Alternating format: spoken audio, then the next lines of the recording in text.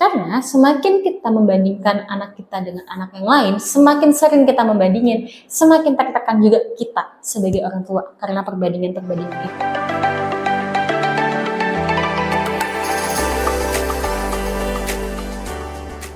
Halo, kembali lagi bersama Yayasan Arika di Surabaya. Nah, kembali lagi sama saya, Miss Ica.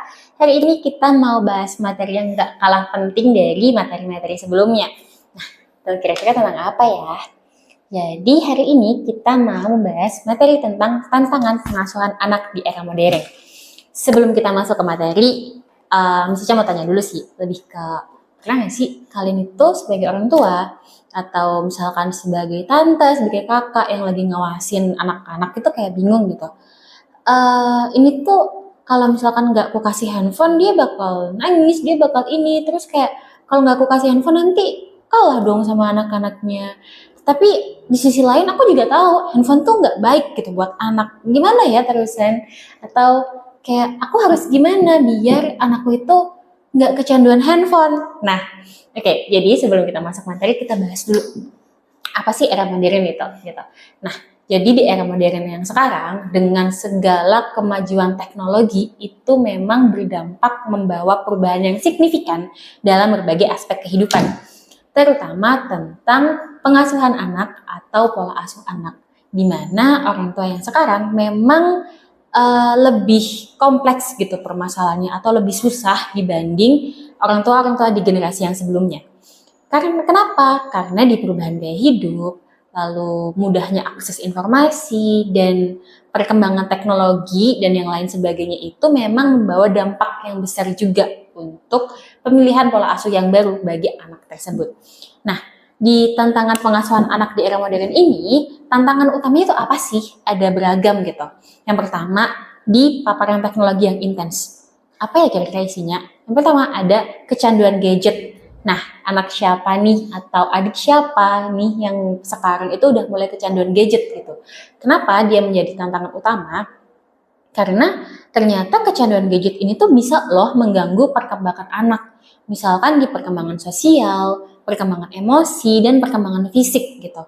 Jadi akhirnya menghambat juga gitu kan, perkembangan anak itu terganggu karena kecanduan gadget ini gitu. Nah, yang kedua, di paparan teknologi yang intens ini tuh juga bisa di konten negatif. Akses yang mudah, informasi yang mudah untuk anak-anak mengakses handphone, gadget, teknologi, dan sebagainya itu bisa berdampak negatif gitu bagi anak. Kenapa? Karena dari akses yang mudah ini tuh jadi ada konten yang nggak kefilter gitu loh, atau konten yang nggak sesuai dengan usia anaknya. Misalkan, anak ini tuh sebenarnya cuma pengen nonton YouTube gitu, atau nonton platform di media sosial apa gitu kan misalkan. Tapi pasti ada beberapa konten yang nggak sesuai dari segi mungkin iklan, atau dari website yang tiba-tiba salah tekan atau apapun itu, yang itu tuh nggak sesuai dengan usia dia gitu. Misalkan konten-konten yang nggak sesuai itu kayak jatuhnya di kekerasan, di pornografi, di hate speech atau ujaran kebencian gitu, yang itu tuh kan nggak cocok gitu untuk anak-anak gitu kan. Nah, yang terakhir di paparan teknologi yang intens ini tuh juga terjadi di kurangnya aktivitas fisik gitu. Nah, pernah nggak sih orang tua itu ngelihat gitu kayak ketika sang anak itu kebanyakan main handphone. Ketika kita main handphone tuh kan cuma sekedar duduk diem, kayak nggak ada aktivitas apapun. Apalagi kalau misalkan nonton, itu bahkan jari juga nggak gerak gitu kan. Paling cuma kayak meregangkan gini doang dikit kalau lagi pegel gitu. Atau bahkan kalau misalkan kita sending ya udah, kita cuma nonton doang gitu loh tanpa ada aktivitas fisik yang berlebih atau aktivitas fisik yang berarti gitu. Nah, dari kurangnya aktivitas fisik itu juga menjadi tantangan utama karena akhirnya berdampak juga ke perkembangan fisik sang anak. Lalu yang kedua, dari tantangan utama tentang pengasuhan anak di era modern itu yang tidak lain dan tidak bukan adalah perubahan gaya hidup. Nah, perubahan gaya hidup ini tuh juga bermacam-macam. Yang pertama, itu ada jadwal yang padat. Orang tua yang dengan sekarang akses media yang mudah dan yang lainnya itu biasanya membawa kerjaannya pulang gitu kan. Siapa sih yang rata-rata membawa kerjaannya itu pulang ke rumah gitu ya. Akhirnya di tempat kerja, di rumah pun masih lanjut kerja, yang akhirnya berdampak kepada quality time atau kualitas waktu yang harusnya diluangkan bersama anak itu jadi terbatas atau bahkan bisa jadi tuh nggak ada gitu. Pernah nggak sih kalian coba deh diingat-ingat lagi, pernah nggak sih satu hari itu bener-bener nggak ada ngobrol sama anak gitu, atau kayak bercanda bareng anak karena saking sibuknya, saking padatnya jadwal di kerjaan kerja, terus habis itu pulang masih harus pegang handphone, masih kerja, masih pengen ini, pengen itu, pengen apa ya, kayak ini ya bener-bener yang pegang handphone gitu atau pegang gadget gitu. Yang akhirnya waktu sama anak itu nggak ada gitu, semakin tidak ada gitu kan. Nah, itu tuh juga tantangan utama gitu, karena ya seharusnya memang ketika sampai rumah orang tua juga masih tetap harus berkomunikasi kan dengan anak gitu. Nah, yang kedua ada lingkungan kompleks gitu. Apa sih lingkungan kompleks itu? Dari perubahan kota yang pesat sampai lingkungan yang kompleks ini tuh bisa bikin anak itu jadi kewalahan gitu. Nah, yang terakhir di perubahan gaya hidup ada perubahan nilai gitu. Dan itu tuh berpengaruh ke cara orang tua mendidik anak. Misalkan dulu nilai kesopanan anak sama orang tua itu harusnya di tahap yang seperti ini gitu. Tapi yang sekarang kayak tahap kesopanan tuh makin lama makin turun gitu. Makin lama itu makin hampir bisa dibilang kayak kok jadi nggak ada sopan santunnya sih sama orang tua gitu-gitu kan. Nah, itu tuh akhirnya berpengaruh juga gitu dari cara orang tua mendidik anaknya gitu. Nah, yang ketiga di tantangan pengasuhan anak di era modern ini tuh ada tekanan sosial. Nah, di tekanan sosial ini yang tidak lain dan tidak bukan, pasti ada perbandingan. Nah, sampai kapan sih kita itu sebagai orang tua, sebagai masyarakat itu mau ngebandingin anak satu dengan anak lainnya, anak kita dengan anak lainnya? Mau sampai kapan gitu kan?